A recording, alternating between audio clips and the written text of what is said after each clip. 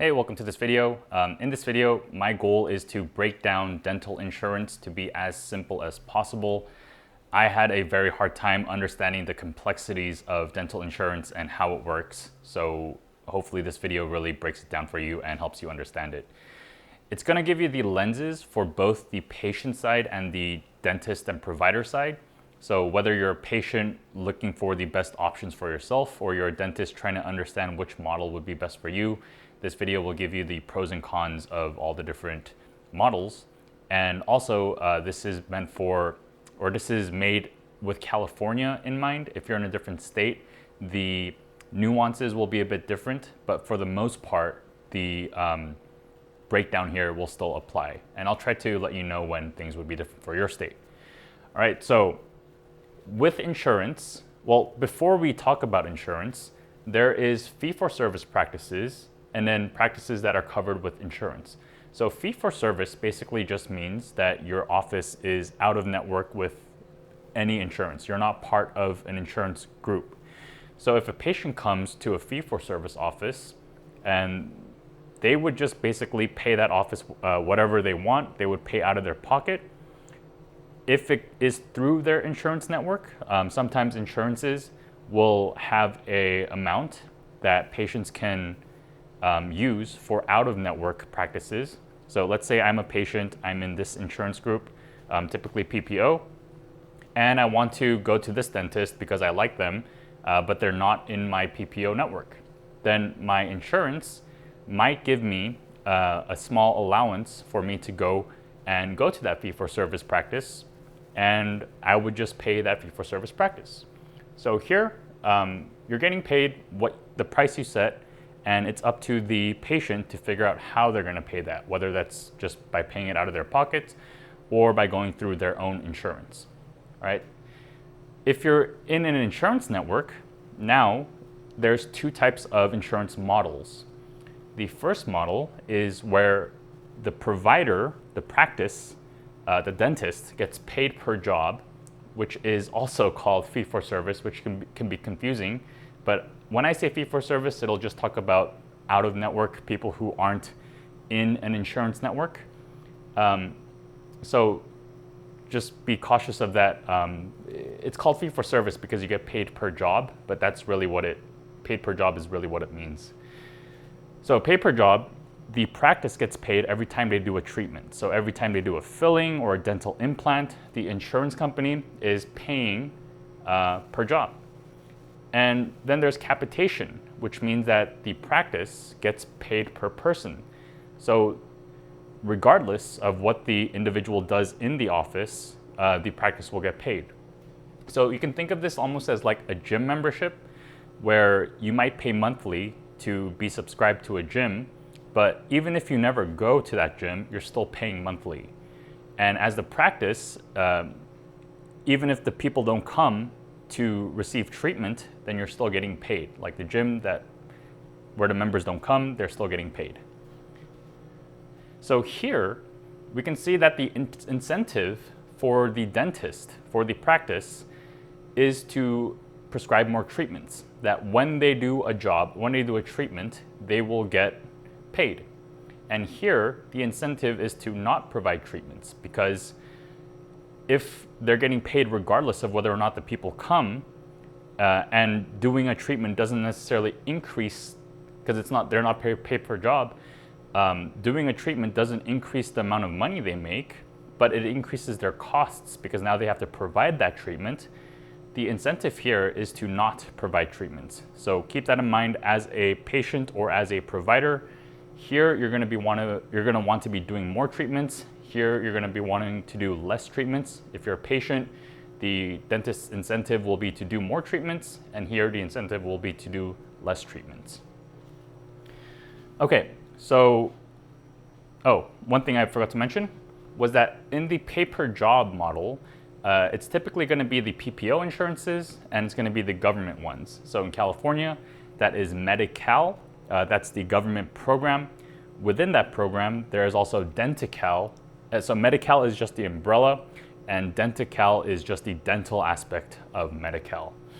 And in the pay-per-person model, that's going to be HMO, which stands for Health Maintenance Organizations. And if you hear DHMO, the D just stands for dental. They're basically the same thing.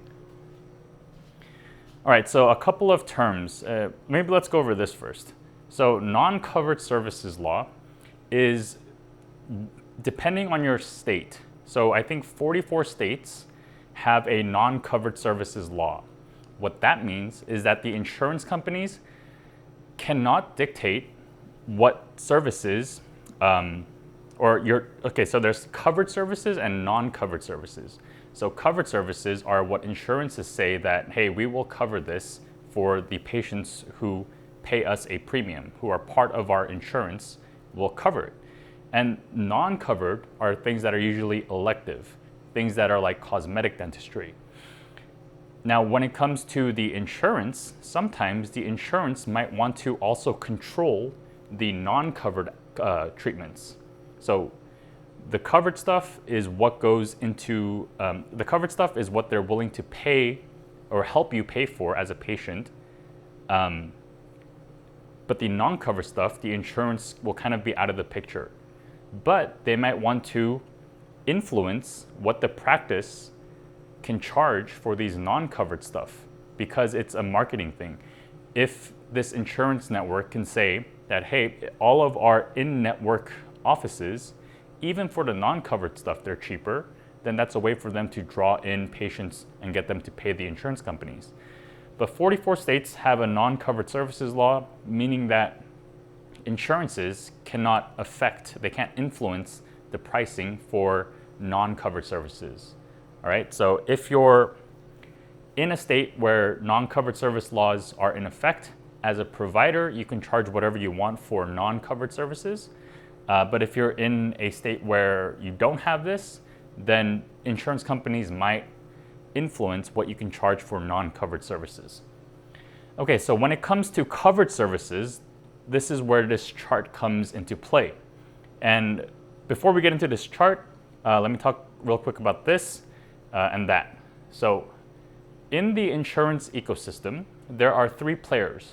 Here is the patient, here is the insurance company, and here is the dentist or the practice. All right, so this is how it all relates. So when it says P to I, that means money is flowing from the patient to insurance. Here it's patient to dentist. Here it's insurance to dentist. And of course, if you're in the government zone, then we're talking about patient to government, patient to dentist still, and then government to dentist. All right. Actually, let's go over that later. So here, here's PPO, HMO, and government or Medi-Cal. From patient to insurance, we're talking about money that goes from the patient. So if you're the patient, then it'd be your pockets to insurance. They're going to be paying, or you're going to be paying, a monthly premium. So you pay monthly for whatever level of coverage that you want, and that goes straight to the insurance companies. Now, if it's with the government, then you're typically paying zero, because typically the government is only offering this for lower income families. And I think starting in 2027, I think it's July 2027, if you are within a certain income that's a bit higher than whatever they set it to, then you will still be able to qualify for Medi-Cal, but you will still have to be paying a premium, but that happens next year. All right, so that's all the money that's going to flow from patient to insurance. So the money that flows from patient to dentist. So this is where we talk about this. There's three types of payments that the patient will pay to the dentist. And that's going to be a deductible, which is a minimum payment for treatments, a copay, which is just a fixed cost, and then a coinsurance, which is a percentage of the bill. And then it's also all going to go under the umbrella of a maximum. So let me break that down a bit more. A deductible is a minimum pay. So typically, deductibles and coinsurances go together, and copay are going to be separate. So here in HMO, we have copay, and in PPO, we have deductible and coinsurance. A deductible is a minimum payment that the patient makes before the insurance kicks in. So if you're getting some treatment, and let's say it's $500, then the insurance that you contracted with might say, or that the patient contracted with, might say that you have to pay $50 before the insurance kicks in and we start offering you coverage, right? So that's the deductible. It's the minimum payment that you have to make first. And then let's say they kick in and we get co-insurance, then they're gonna pay a percentage of your bill. So let's say there's a treatment, it's $150, and your deductible that you agreed with the insurance company was going to be $50 for that treatment. So before insurance starts coming in and helping you out, you're gonna have to pay that deductible first to the dentist. So you pay the $50, and then now the co-insurance kicks in, and this is going to depend on your agreement as well with the insurance company.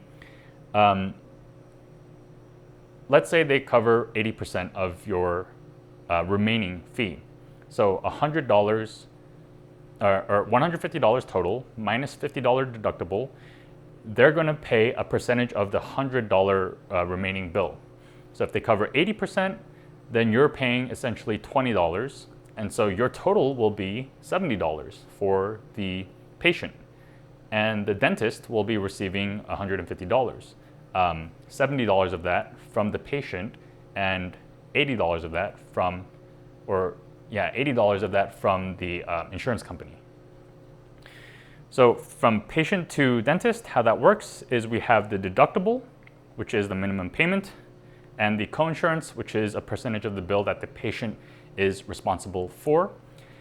That only happens as long as your maximum isn't reached. If you reach your maximum, the insurance will stop basically helping you out. It caps the level of coverage that they give you. Now in the medical industry, this is different.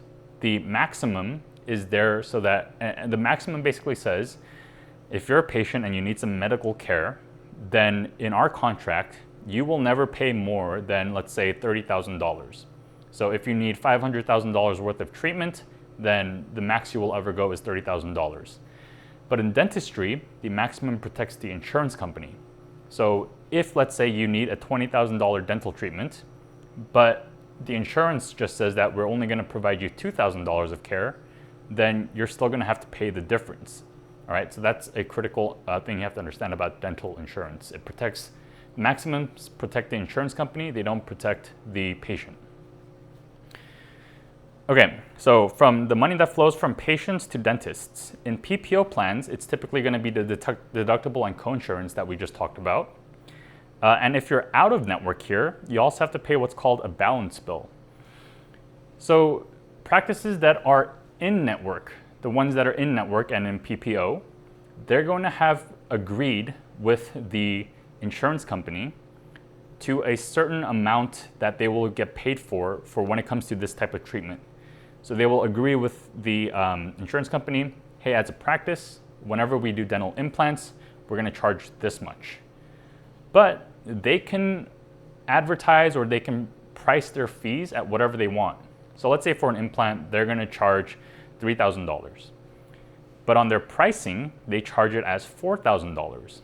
Now, if you're a patient who is coming and to this practice and they're not part of your network, then you have to pay the price that they set, not what the insurance company agreed with that practice on.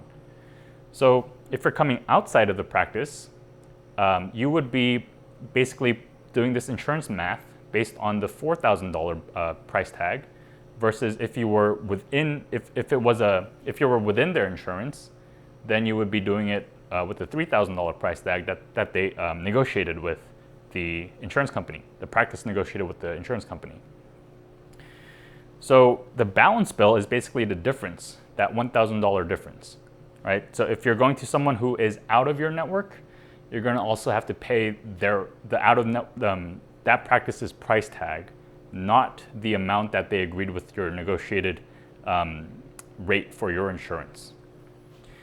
So if you're a provider, keep in mind that your price tag, you could set to, I believe you could set it to whatever you want. And I think that's part of the non-covered services law. But if they're within your network, you will have to charge whatever you agreed with the insurance company. Okay, so that's it for PPO. And now for HMO, if you're if you're in an HMO network, you're only going to be paying the dentist the copay. So every time you go into a practice and you need something like an exam or a treatment, you're going to pay the copay, which is just a fixed cost. Think of this as like a cover charge. If you're going to a bar or a club, they might charge you $20 to get in the door. That's kind of what copays are like. So every time you visit them, you're paying a small fee. Right? This typically is very small. For Medi-Cal, the money that patients send to dentists are typically going to be, there's two things, share of cost and copay. Share of cost are for typically higher income people who need treatment. They're going to pay a share of cost, which is they're paying their share of Medi-Cal because they have a higher income. And it's typically going to be a small amount, and it only covers them for 1 month. Now, copay is for Medi-Cal or government stuff is typically very minimal, and it's usually waived. So it's almost like you're paying nothing. If you have a high enough income, you're going to pay a small amount for the share of cost fees to the dentist. Now for I to D, so the insurance company to the dentist. So how do insurance companies pay the dentist afterward? So if you're in PPO, then you will have a negotiated contract with the insurance company. And whatever you agree with, they will basically pay you that much. So if you negotiate with the insurance company and they say, okay, for our patients coming to you, you will make $3,000 per implant. That's basically what you will get paid at the end of the day after all that math. If you are out of network and it's technically not the insurance paying you because you're not part of that insurance network, but the insurance will pay the patient the out-of-network allowed amount, and that patient will end up paying you, right? So it's through the insurance. Well, it's technically through the patient, but the money comes from insurance, right? So if you're in network, you're getting paid the negotiated amount. If you're out of network, you're getting paid through the patient from that patient's negotiated amount. And these are both called reimbursements. So if you ever hear that term, that's what it means. And HMO, the way that insurance companies pay HMO practices is through capitation. So how many patients are part of their practice in the HMO network, and supplements. So sometimes for more or higher cost procedures, they might pay you a small supplement. And here for government, the way that the government pays the practice is through a state set schedule. So this is going to be in the California government, all dental practices who join this program will get paid X amount for X service. And it's typically going to be lower than the negotiated contract that PPO would offer. Okay, so if you're a patient, keep in mind the different models and what their incentives are. Keep in mind what you'll have to pay and how that works out. And if you're a practice, keep in mind your incentives as well. And also how you get paid and what that affects when it comes to what you can provide.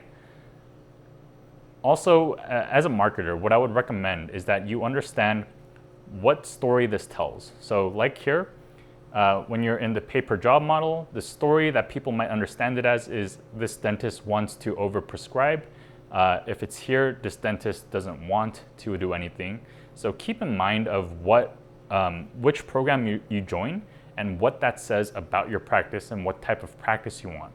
So think of what kind of patients you want to attract, who do you want to build your practice for, and choose a model that fits that best, or don't choose a model at all.